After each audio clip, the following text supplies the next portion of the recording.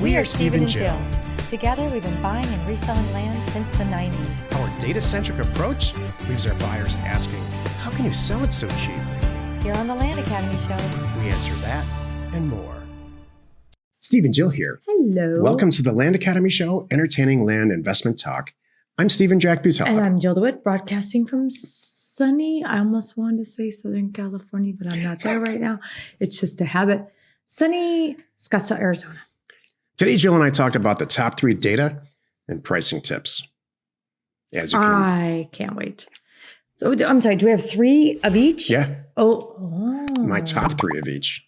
This is going to be good. This is important. This is crazy important. It's an imperative step to, I think, being really successful at this. There's a bunch of steps, but pricing and data, it's all centered around that. Yep. So before we get into that, let's take a question posted by one of our members on the landinvestors.com online community. It's free. And if you're already a Land Academy member, please join us on the Discord. Bobby wrote, hello, land investors / Land Academy community. I hope you are all doing well. When scrubbing your list, do you guys filter out owners who have owned their property for less than X, fill in the blank years? For example, I am wondering if I excluding owners who have owned their property for less than 3 years or whatever helps avoid wasting postage on those who just purchased the land and are less likely to want to sell. Money saved is money earned, right? And postage is expensive. In the name of efficiency, what has been your experience? You want to go first? Yeah, I don't think money saved is money earned. I think money spent is money earned when it comes to postage number one and all of that. Number one. Number two, I don't know where this comes from. There's a whole handful, not a ton of things, but there's a ton of topics right now. Somebody out there who's less qualified, way less qualified than us, is saying to do some certain things just probably because they're real loud about it. No, we don't. If this makes sense to you, here's the real answer. If it makes sense to you, do it. We have never done that. If it makes sense to you, I'm sorry, don't do it. Let me save you. This is one of the things about us that makes us different.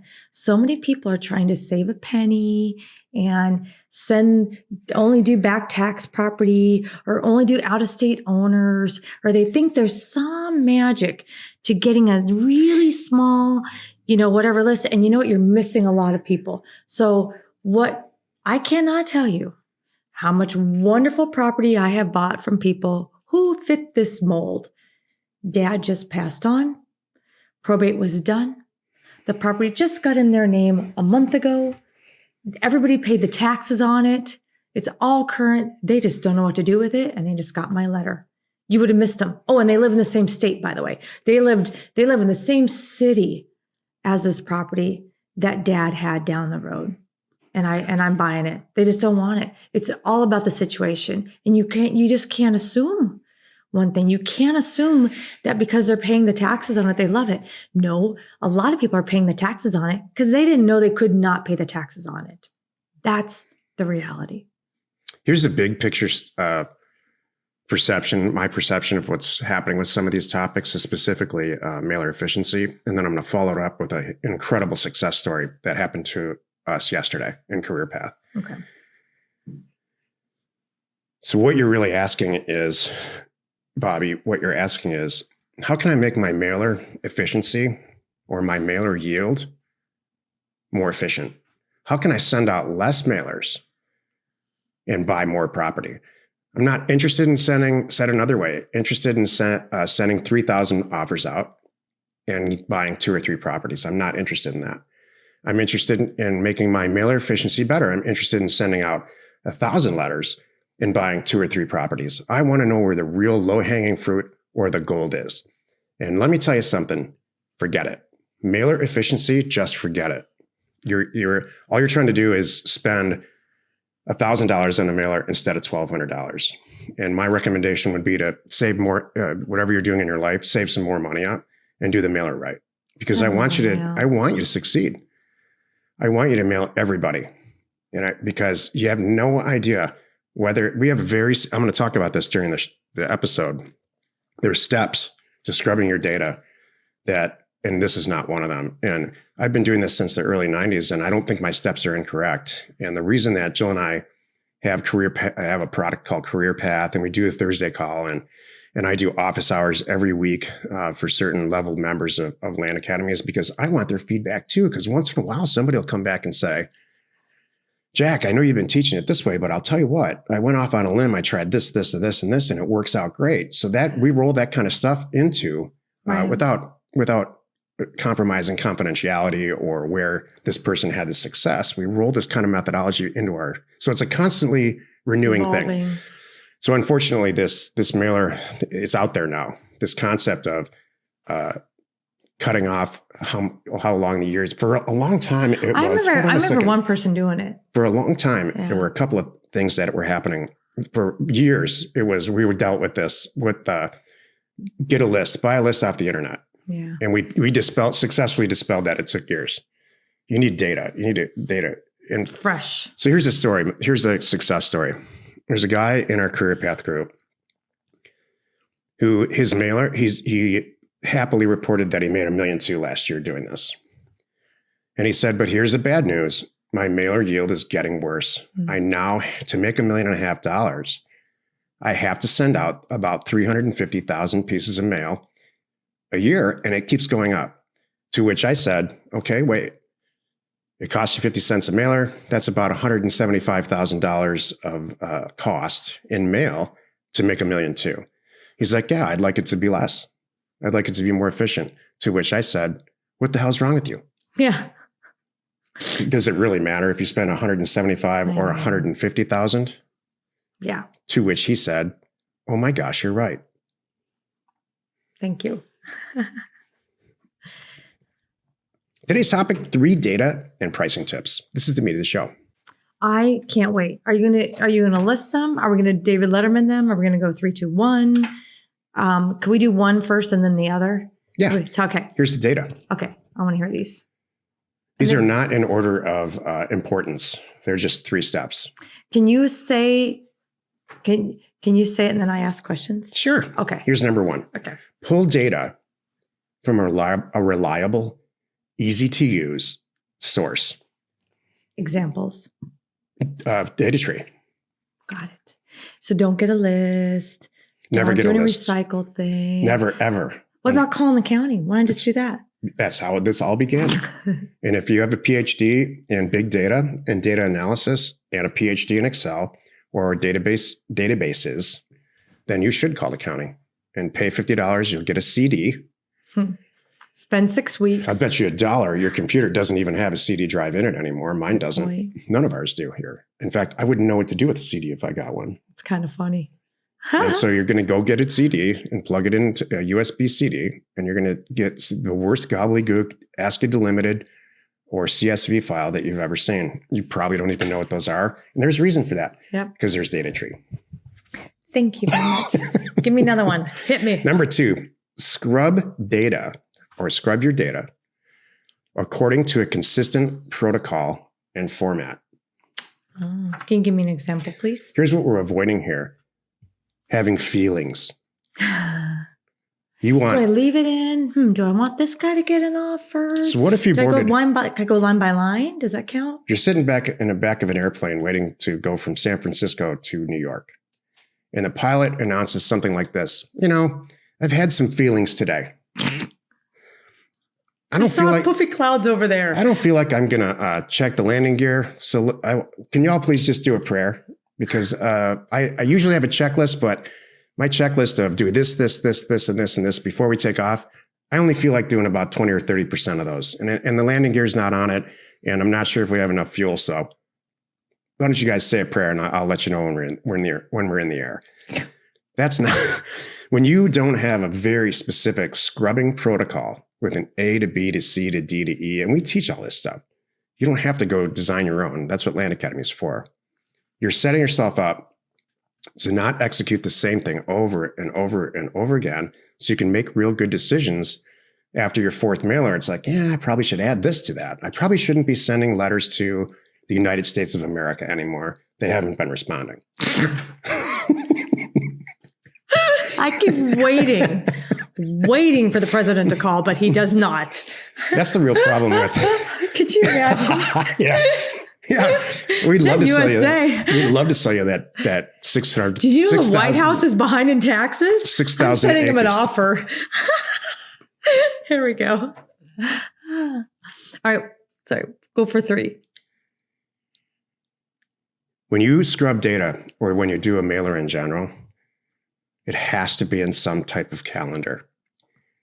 It should be Data Tuesday and get it in the mail Wednesday or whatever your calendar works like, but it has to be consistent. This is the single biggest problem that Jill and I see with would-be multimillionaires in this business is for whatever reason, they just aren't interested in or can't get organized enough to say, every Tuesday, I'm going to scrub 1,800 units. And then every Wednesday, whatever, for example, I'm going to get it to offers to owners and so they can get it in the mail by Friday every single week. So then what it does is it makes your entire business consistent.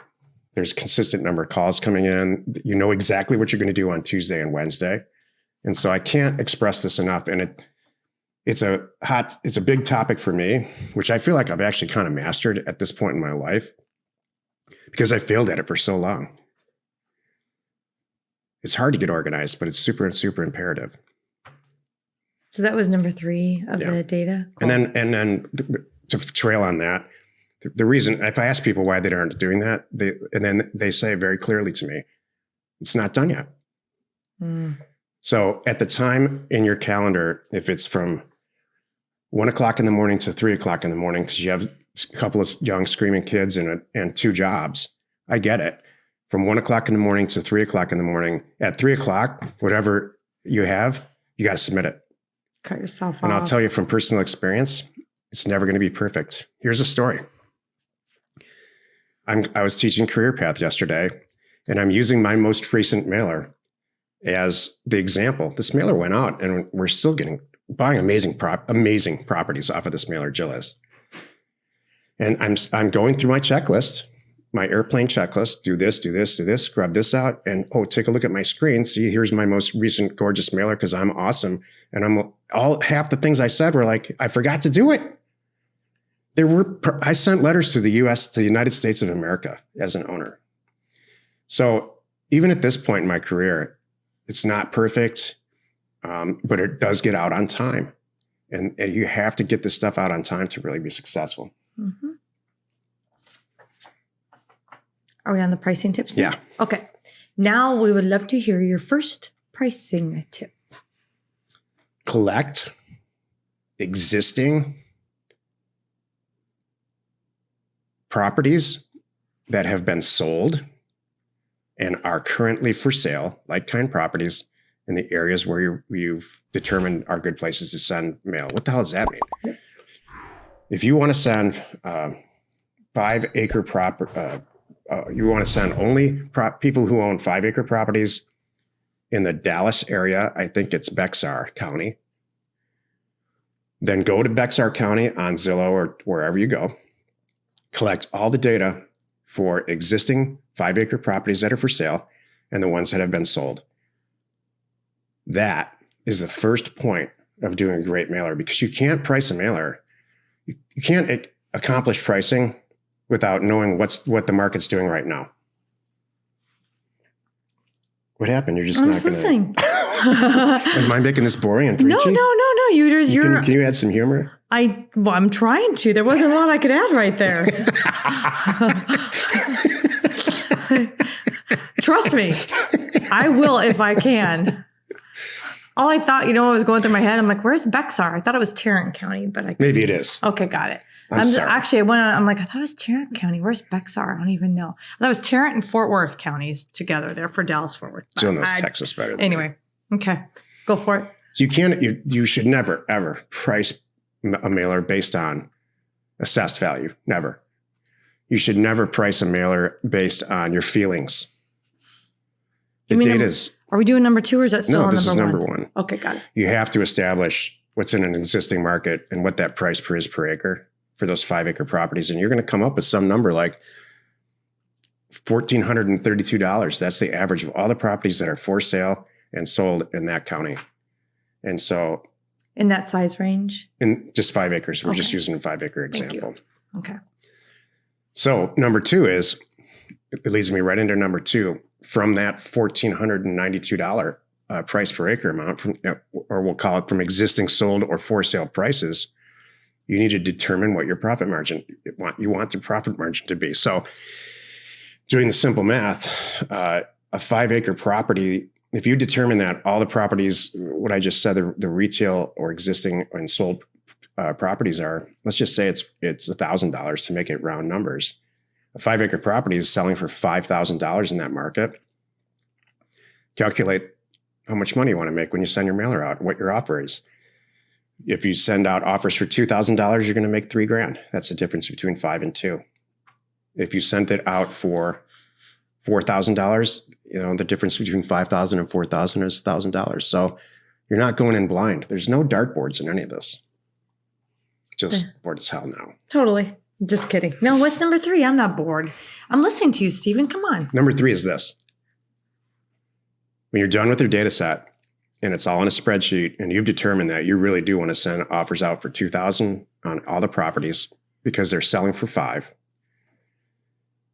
go look down your spreadsheet and pick out at least 20 and test them for reason and run the due diligence on it, just like if the offer came back signed and you're staring at a signed offer and everybody's jumping up and down in your entire office, you first.